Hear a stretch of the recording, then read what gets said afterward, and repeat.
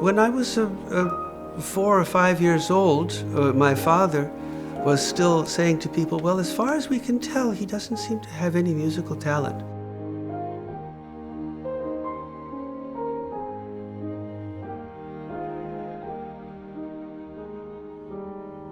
At age 10, I went to a man who had studied with Artur Schnabel and was Schnabel's protégé to a certain extent, Aube Tzerko. And he was a very, very different story from nice little Mrs. Schaub. He was a very exceedingly powerful personality, very inspiring, also quite frightening.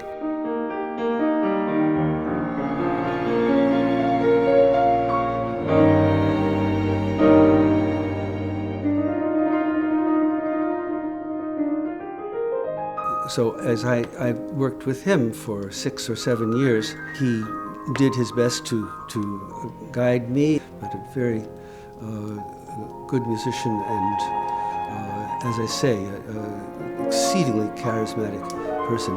To the extent that when I went to Juilliard and studied with Madame Levine, I discovered, to my amazement, that there were people around who were really afraid of Madame Levine. To me, she was just a pussycat. She was just a nice little old lady. My goodness, who could be afraid of her? When I had a man who had hands like hams, that he would sometimes bring it down on the lid of the piano, making a bang that could have been heard all over the block that his house was on.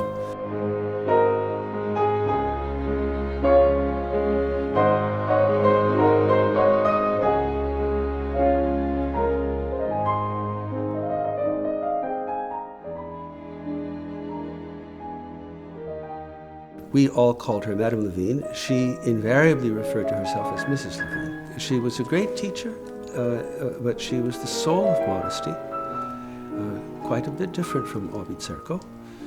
And she was exactly what I needed at that point.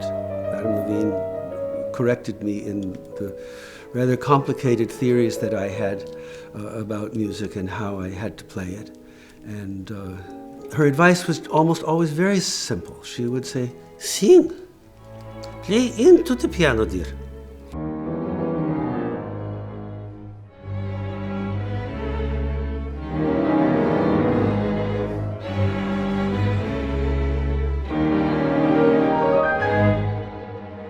My first year at Juilliard, was the year when he decided to play 10 Carnegie Hall recitals in one season, covering basically his more or less his whole recital repertoire. And I was at almost all of those concerts, some of them in stage seats where I was sitting no more than 6 feet away from this amazing pianist, and was able to see whether his hands were trembling or not. I was able to see if he had any crumbs in the corner of his mouth.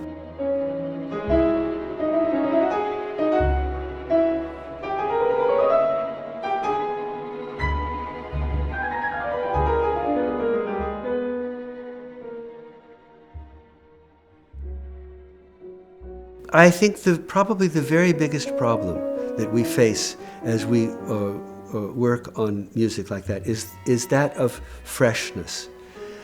We cannot play the work beautifully if we do not know it truly thoroughly. In order to know it truly thoroughly, we need to repeat it many times.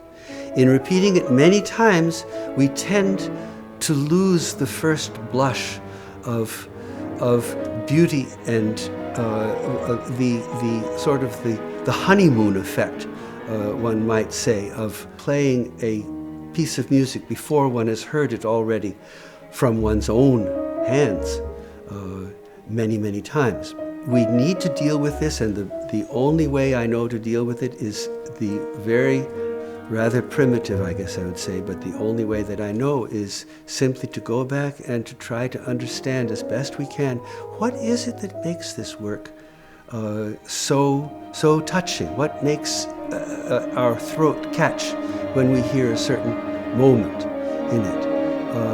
and go back and try to revivify that experience, and trying not to copy the way we play it each time, but rather trying to go back to the same emotional place where we were when we played it well.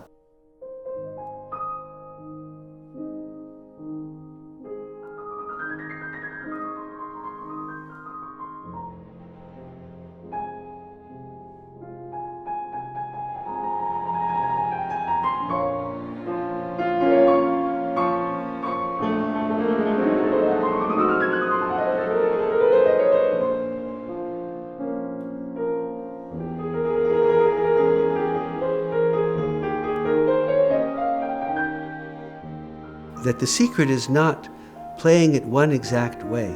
The secret is in the phenomenon of producing music that seems to spring straight from our hearts.